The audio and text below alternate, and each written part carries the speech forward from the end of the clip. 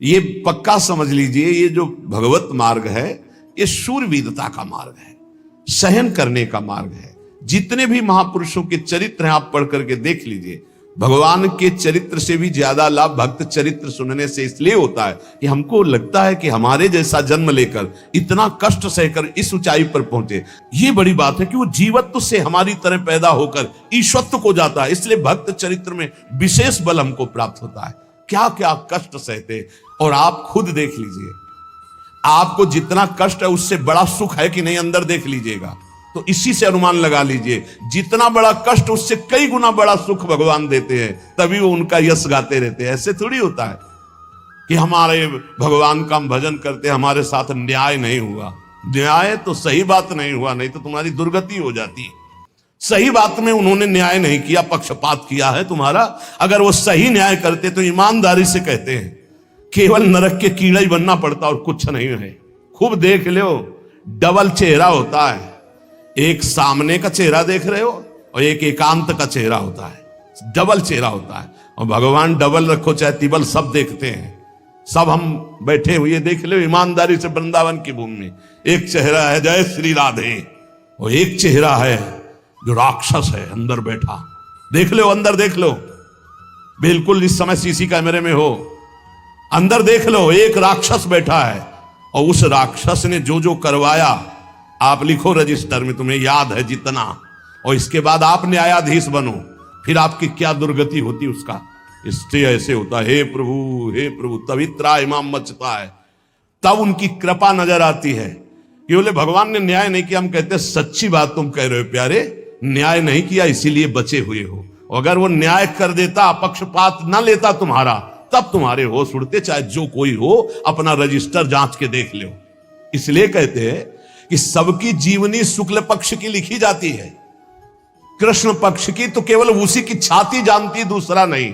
हृदय में जितने विकार, हृदय में जितना अंधकार, हृदय में जितना कूड़ा करकट, वो तो हम जानते हैं कि हमारी स्वामिनी की कृपा ने कितना निर्मल किया है। तब उनकी स्वामिनी जू मुझ जैसे अपराधी के अपराधों का विस्मरण करके आप ऐसी कृपा, तो आपको लगता है कि संतों की एक दैन्य भाषा होती है। नहीं, ईमानदारी से संत कभी झूठ नहीं बोलते। जैसे कह रहे हैं कि मौसम कौन कुटिल खलकामी, तो अंतर यह होता है कि आंख में जैसे थोड़ा पड़े तो बहुत बुरा लगता है, और पीठ में इतना बड़ा तिनका चला जाए तो कुछ समझ में नहीं आता। संतों का हृदय आंख जैसा होता है, थोड़ी सी भी गलती में हाय हाय मच जाता है। धिक्कार है तुम्हारे जीवन को, अपने को तुम क्या समझते हो, क्या है तुम्हारे अंदर विचार। और जो मलिन अंतःकरण वाला था, भारी भारी पाप करके भी उसको पश्चाताप नहीं होता। संत जनों को एक पाप की जरा सी वृत्ति की आभास स्फुरना, वो पूरा पाप नजर आने लगता है उनको, क्योंकि इतना निर्मल हृदय होता है। तो सच्ची कहते हैं कि जैसे घोड़ों की लगाम पकड़े हुए श्री कृष्ण अर्जुन की बैठे हैं, ऐसे अपने भक्तों की लगाम पकड़कर बैठ जाते हैं, तो यात्रा अध्यात्म की ऊंचाई की चलती, किसी की सामर्थ्य नहीं। इसलिए सब भक्त ऐसे तो आपको मिलेंगे। जहां सामर्थ्य की बात है वहां केवल श्री भगवान की कृपा है। इसलिए बाहर की पीड़ा और अंतर की पीड़ा अपने प्रीतम के द्वारा दी हुई मानकर सह जाओ, तो आगे प्रीतम तुम्हारा स्वागत करने के लिए खड़े, पक्का समझ लेना, पक्का। और वो देंगे ये पीड़ा, क्यों देंगे? इसी पीड़ा में पता चलता है कि तुम्हारे मन की सुई किधर जा रही है। प्रताप राय जी महाभागवत थे, बड़ा चरित्र है। उनके यहां एक व्यापार चलता था कुल परंपरा से कि आपको अगर रुपए की जरूरत है तो आप अपना स्वर्ण आभूषण या कुछ रख जाइए गिरवी, और रुपया ले जाइए, और ब्याज से तो रुपया दे जाइए, अपने मूल गिरवी ले जाइए जो रख के गए हो। यही उनकी कुल परंपरा से चल, तो उसी के आधार पर वो कुल परंपरागत कर्म कर रहे थे। निरंतर नाम जब भगवत आराधन में मगन। अब नाम जब भगवत आराधना और ईमानदारी से कार्य, तो बड़ा सब खूब धन संपत्ति, बहुत आनंद, और भक्तजनों के खूब भोजन होते, भंडारे होते। तो जो चिढ़ने वाले जलने वाले लोग हैं वो जलते थे कि करता तो ये कुछ है नहीं, खूब जय जय मच रही है चारों तरफ, इसको नष्ट किया जाए। ये किसने बीज बोया? अरे बोले दुष्ट स्वभाव ने। नहीं नहीं नहीं नहीं, भगवान ने। किनको हुस्काया? डंडे को। क्यों? अब झंडा फहराओ मेरे भक्त के यश का। उनके हृदय में जलन हुई। वहां का काजी और मिल गए 3 लोग और उन्होंने कहा कि इसको नष्ट किया जाए। बोले बस आप सहयोग दो, नष्ट तो पक्का। बोले कैसे? बोले प्लान तो सब हमारा बन गया है।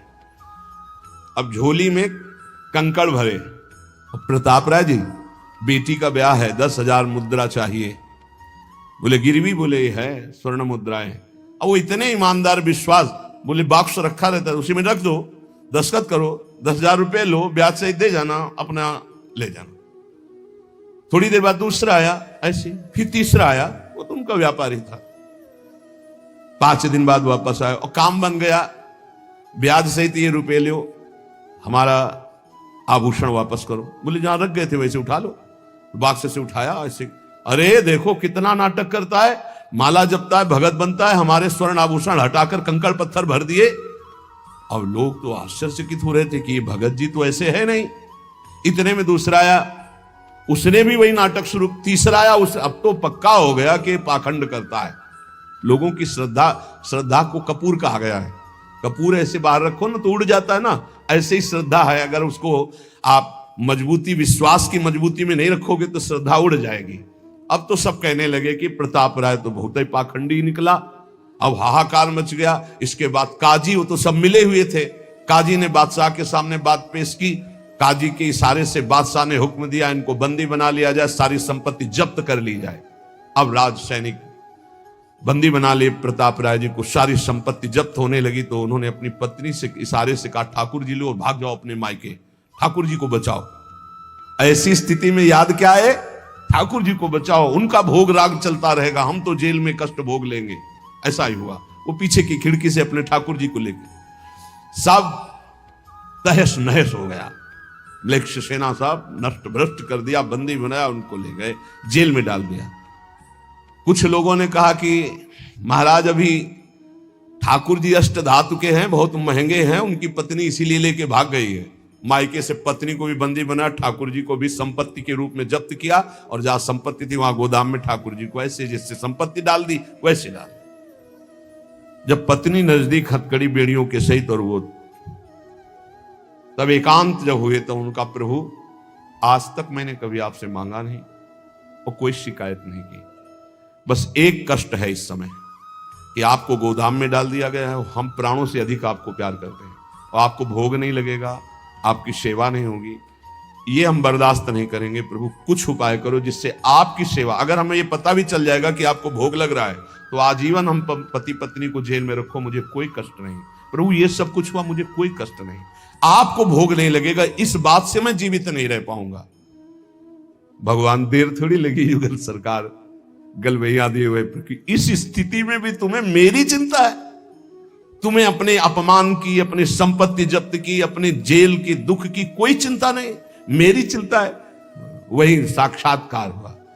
अब तत्काल, अब वो तो चाबी बदलने वाले हैं ना, ज्ञानी मूढ़ न कोय, जस जय का रघुपति करे तस ताही क्षण होए, बोले भियस महेश तब ज्ञानी मूढ़ न कोय।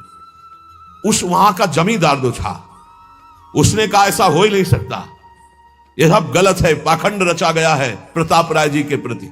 बादशाह के सामने विरोध प्रकट कर दिया, नहीं सही जानकारी जांच हो। बादशाह ने उन तीनों को बुलाया और कहा फांसी पे चढ़ा देंगे यदि सही नहीं बोलोगे। सही सही बोल दिया कि उसमें हम सोना तो रखा ही नहीं था, कंकड़ रखे थे। काजी की ये सब बात थी। काजी को दंड दिया गया, तीनों को बंदी बना लिया गया, प्रताप राय जी को पूरा नुकसान सहित सब अर्थ दिया गया और बड़ा सम्मान किया गया। फिर जीवन, ये घटनाएं भक्तों के जीवन में आती है किस लिए? भगवत साक्षात्कार कराने। भगवत साक्षात्कार जेल में प्रताप राय और उनकी पत्नी को हुआ। इसलिए उपासक को कितनी भी परिस्थिति कष्ट के आवे, वो तुम्हारे आनंद का वर्धन करने वाले बनेगी, विश्वास रख लीजिए। बस किसी से सहयोग मत मांगना और किसी को अपनी बात मत कहना। प्रताप राय जी ने किसी से भी नहीं कहा, कुछ भी नहीं बोले, केवल प्रभु से कहा कि आपकी सेवा अगर हमको कान में सुनने को मिल जाएगी कि आपका भोग लग रहा है तो मुझे कोई कष्ट नहीं होगा, लेकिन ये मैं नहीं सह पाऊंगा कि आप गोदाम में से, क्योंकि मैं जीवन भर आपको दुलार करता रहा हूं प्रभु। अब वही भगवत साक्षात। तुम्हारी सुई कहां जाती है मन की? कष्ट की स्थिति में कोई मित्र, कोई रिश्ते नातेदार, कोई पावर काम आता है या भगवान की तरफ जा? अगर भगवान की तरफ तो जीत गए, और अगर संसार की तरफ ऐसे भी मिलने में आप बिल्कुल फोन कर देना, हम तुम्हें अमर कर देंगे, नहीं फाड़ के फोन नंबर फेंक देना, कि हम रखेंगे भी नहीं ऐसा नंबर। जब कोई नंबर नहीं होता तब हरि का नंबर लगता है। जिसके पास किसी का फोन नंबर नहीं होता उसका हरि का नंबर लगता है। ध्यान दे दो, कलयुग है इसीलिए सबके पास नंबर भेज दिया है। सबके पास नंबर है क्योंकि हरि से फोन नहीं कर सकते। हरि का फोन जानते हो कैसा होता है? जब आर्थ होकर अनाथ भाव से असरण कोई नहीं मेरा तब हा नाथ, वो फोन नंबर भाव से मुझको पुकारे तो भाव से बेड़ा पार है। भाव पूरित टेर ही करती मुझे लाचार है। भाव बिना भगवान आवाजें नहीं सुनते। भाव सुनी पुकार भगवान नहीं सुनते। भाव कब आता है? बाजार में थोड़ी मिलता है। किसी से हमारा संबंध नहीं। ये जीतना है तो ये बातें पकड़ लो सत्संग की। कोई विपत्ति दुख आने पर अगर किसी का नंबर आपको याद आवे कि अगर हमें विपत्ति आएगी तो कौन सा नंबर याद आएगा? बोले अमुक का, उसको डिलीट कर दो। नहीं, अमुक का नंबर नहीं रखेंगे हम, श्री जी का। श्री जी का नंबर क्या है बताया तुम्हें? क्या है? बस कोई नंबर नहीं तो श्री जी का नंबर। हे लाडली, हे प्रिया जी, कोई है ही नहीं। अब अपना कोई है ही नहीं तो कौन है? सच्ची बताते हैं, एकदम नंबर। 1 घंटी में फोन उठा लिया जाता है। 1 घंटी। गजेंद्र ने जब देखा कि कोई मेरा सहयोगी नहीं, हारी री नहीं पहुंच पाया, काम हो गया। हरि पूरा नहीं कर पाए, काम हो गए। गोविंद यही प्रकट हो गए, वस्त्रावतार। ये नंबर है हरि का। जब तक पांडवों की तरफ, भीष्म की तरफ नंबर नहीं लगा, दांत तक पकड़ा नंबर नहीं लगा, और जब छोड़ दिया कहा गोविंद, बस नंबर लग गया। ये है भगवान को पुकारना, ये है भगवान तक आवाज पहुंचाना। कोई हमारा नहीं, यही तो हमारी साधना है। और यहां मान नंबर लिखे चले जा रहे हैं, व्यवहार बनाए चले जा रहे हैं, डायरी बनाए चले जा रहे हैं। इतने नंबर, अरे सब क्या करोगे? ये सब नरक पहुंचाएंगे नंबर। एक केवल हो हरि शरणम, बस सब काम बन जाएंगे। बोले नहीं, सहयोग होता है। इससे क्या सहयोग होता है? अगर बात बिगड़ जाए तो अंग रक्षक ही सूट कर देता है। और कौन? अंग रक्षक ही सूट कर देता है। अगर वो चाबी बदल जाए ना तो रक्षक ही भक्षक बन जाता है। किससे रक्षा चाहते हो? जो काल का भी शासन करने वाला है उससे रक्षा चाहो। देखो सच्ची बात, ये केवल प्रवचन नहीं कर रहे, हृदय की बात कह रहे। मान लीजिए मेरे प्रभु ऐसे हैं। कोई महान नहीं है, वो जिसको महान करते हैं वही महान हो जाता है प्यारे। ऐसे हाथ हटा ले तो सब हानि ही हानि है, कोई महान ही नहीं है। महान नहीं, वो हटा ले तो बस उन्हीं से महान है। सच्ची कहते हैं उन्हीं से महान है। दबी बात खुल जाए तो असलियत समझ में आ जाए। और वो जानते हैं, और वो जानते हुए हमें नमस्कार करवा रहे, प्रणाम करवा रहे, भोजन दिला। अरे जय बोलो उनकी। हमारे साथ भगवान ने क्या किया? अरे तुमने भगवान के साथ क्या किया? कितनी कृपा की भगवान ने। इतने अपराध का दंड जानते क्या होता है? पूरा जीवन बर्बाद हो जाए। और यहां पूरे जीवन अपराध कर रहे हैं, जीवन आबाद किए हुए हैं ऐसे प्रभु के प्रति। ये हम इसलिए कह रहे हैं, जो कहते हैं ना हमारी भगवान पर श्रद्धा नहीं रह गई, तो तुम्हारे ऊपर हमारी श्रद्धा नहीं रहेगी। देखो ना कहां श्रद्धा लायक हो तुम, क्या हो तुम। ये हम असलियत कह रहे हैं। ऊपर से चिकना चुपड़ा, अंदर से सब गंदा होता है। भगवान बचावे, नहीं तो मना खष्टान इंद्रियाणी प्रकृति स्थान कर सती। दुर्गति वाले काम होते हैं, दुर्गति वाले। आप जो भी देख रहे हो केवल कृपा देख रहे हो। अगर वो कृपा हट जाए तो कुछ नहीं देखने लायक किसी में भी। जहां कहीं कुछ भी है वो मति की रति गति भूति भलाई। जब जेहि जतन जहां जेहि पाई, सो जानो सत्संग प्रभाव। लो कहूं वेद न आन उपाऊ। इसीलिए हम कहते हैं ये मत कहो मुझे भगवान पर श्रद्धा नहीं रह गई। भगवान की इतनी कृपा है, हम कैसे तुम्हें बताएं। कृपा ही कृपा है कि वो न्याय ठीक से नहीं करते। किनके साथ? एक बार जो कह दे राधा, एक बार हरि, एक बार कृष्ण, तो पक्षपात ले लेते हैं। अगर पक्षपात ना लेते, ठीक से न्याय करते, तो करोड़ों कल्प रो नरक मिलता, फिर भी उद्धार नहीं होता। इसे आचरण सबके अंदर है, देख लो। 15 मिनट के अपराध से जीवन भर आपको भारत की जेल में सड़ना पड़ेगा। वो वैसे कितने अपराध हैं उनका, जिनको तुम इस कानून से अनुमान लगा सकते हो। वैसे कितने अपराध किए, लेकिन स्वामी ने कभी एक चाटा नहीं लगने दिया, और निकाल करके आपको परम पद की तरफ ले जा रहे। कृपा नहीं दिखाई दे रही? तुम सत्संग नाम जप, भगवत यश गायन, भगवत लीला, भगवत धाम, ये तुम्हारी साधना का फल है क्या?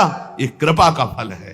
तुम अपने को देखो और कृपा को देखो तो यही बलिहारी जाएगी कि जासु कृपा नहीं कृपा आघाती। जिनकी कृपा कृपा करने से आघाती ही नहीं है। इसलिए अंतः क्लेशमति दुस्सहतरम प्राप्नोति नाना विधि, नाना विधान से यदि अंतर बाहर कष्ट मिले तो चुपचाप सह जाना, राधा राधा राधा। आगे बढ़ोगे तो भगवत प्राप्ति हो जाएगी।